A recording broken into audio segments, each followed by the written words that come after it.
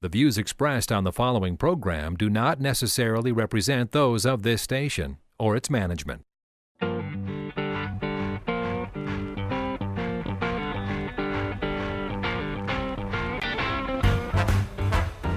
It's time for Where You Live with Gene and Tony, the show that's all about owning, buying, selling, renting, and association management. If it involves a home, we'll talk about it. Here's your chance to get your homeowner questions answered. From the Natural Lawn and Landscape Studios, here's Gene and Tony. Needed the shelter of someone's arms, and there you were.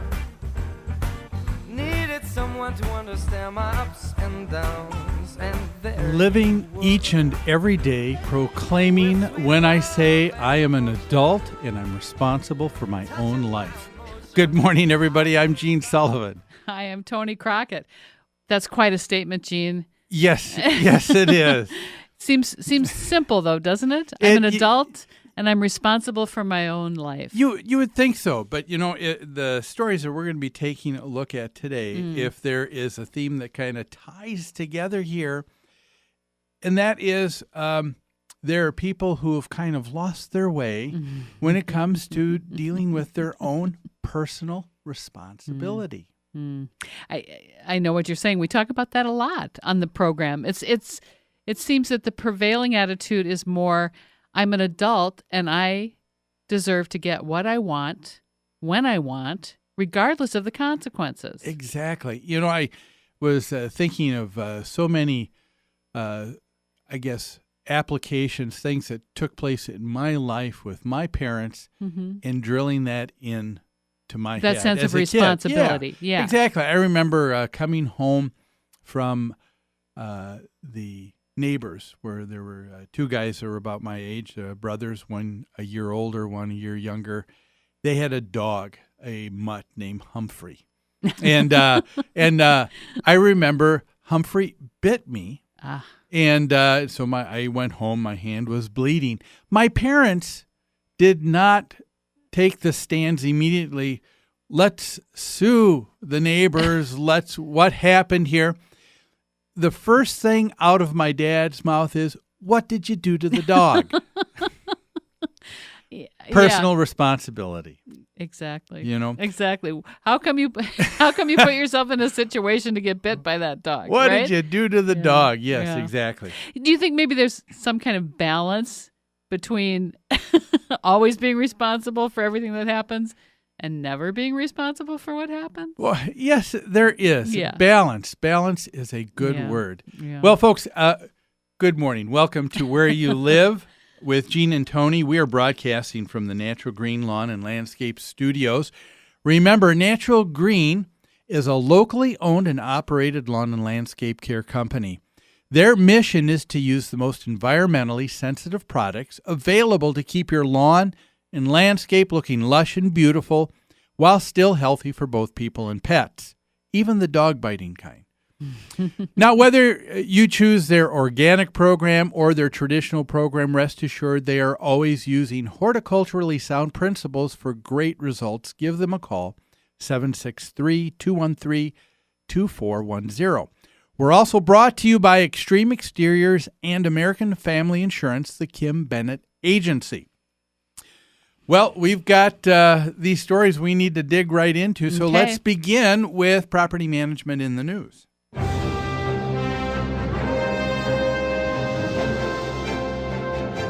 Property management in the news is brought to you by Home Furniture and Abbey Floor Coverings.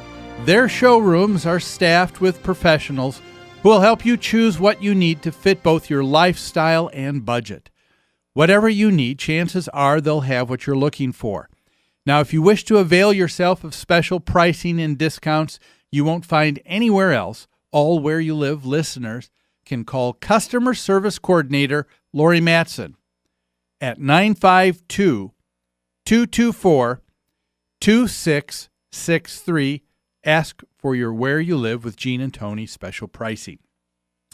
Our first story comes out of South Carolina on a news blog called The News Online, beginning in April here. and it says Columbia, South Carolina.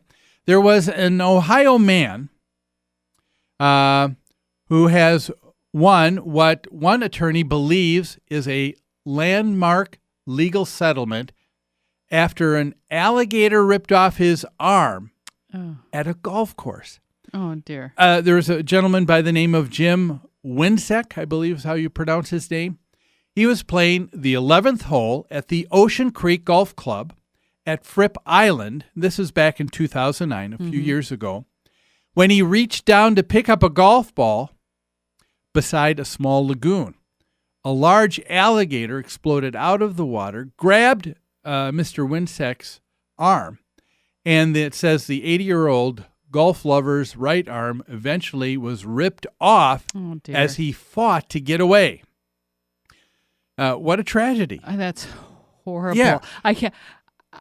I can't imagine that happening, and I can't imagine an 80-year-old surviving that kind of attack. Yes. It must have been horrific. It was.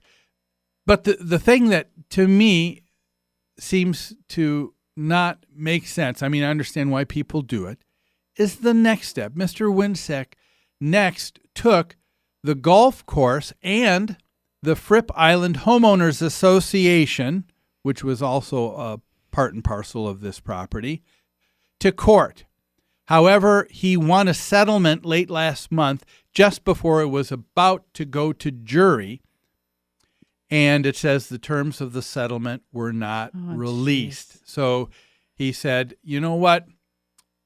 You're responsible for what happened in my life here. Mm-hmm. Mm-hmm. And attorney Mark Chappell, who is with the firm of Chappell, Smith, and Arden. This was Mr. Winsek's attorney. No. This is just another attorney who was commenting on the story, said he believes that this is a case that's the first of its kind in the country. He said it's definitely the first one in South Carolina. He said the places where you have this situation, Florida, Louisiana, Georgia, South Carolina, where there are alligators, he said, we looked for precedent and we couldn't find anything at all. He said, as far as we can tell, it's unique. What do you think of this? Well, I think what made it unique, reading more of the story, was that laws regarding wild animal attacks are pretty clear, this attorney said. So that wild animals are wild animals, and property owners and potentially liable parties have no duty against such attacks because they are wild animals. So that has been the rule of thumb in the cases like this. What makes this case unique is the guy won a settlement. Am I right about this? Yes. Before it went to jury trial. But we know what those settlements and how those settlements occur is because the defendant decides, I don't want to spend the time and the money that it's going to take to defend myself. Well, it's not even the individual. It's out of their hands many times, because what they do is they have this potential liability, and that's going to be for hundreds of thousands, millions of dollars. And let's face it, no homeowner association has that kind of money lying around. No. Nor business, And so what do? They turn to their insurance. Because they do carry insurance to protect themselves in various these kinds types of of liability. Exactly. And this is what you end up having is a case where the insurance company is taking a look at the situation, not in terms of what's right and wrong. And we forget that a lot of times. That's right. They're taking a look at what is going to be the less costly outcome. And they said it's going to be less costly for us to try and work to give this guy a settlement, a cash payout, and walk away than it would be to try and to defend you, which could take years and could take hundreds and hundreds of thousands of dollars. And I think people knowing that, take a look at this whole area of what should be considered of self-responsibility. Right. And instead see this as, this is a quick lottery win. This is Well, a quick payday. You know, and yes, but even to give the victim a little more credit, this man has just had a devastating thing happen to him, correct? Yes. He's altered for the rest of his life. He's probably not going to be 100% healthy or as healthy as he was for the rest of his life. And he looks and says, how am I going to afford this condition I have? These people have insurance. I'm not harming anyone. I'm not harming them by suing them because their insurance company is going to give me some money to help me get over this horrendous occurrence. So it's the situation. I'm not excusing him at all. I'm not excusing anyone. I'm just saying, don't you think the fact that we have this huge insurance coverage actually encourages people to bring these lawsuits? Well, I think you're right. It does, but there also is another side of that in terms of what I think should be considered morally right. And that is, even though it's not someone else's fault, am I going to put them into further liability and being responsible for something that was really no fault of anyone here? It was an accident. And we know that an insurance claim has consequences and has negative consequences for lots of people. Well, I tell you what, let's take a break. There's a lot more to say about the golfer who lost his arm by an alligator in South Carolina. We'll deal with this more after these messages.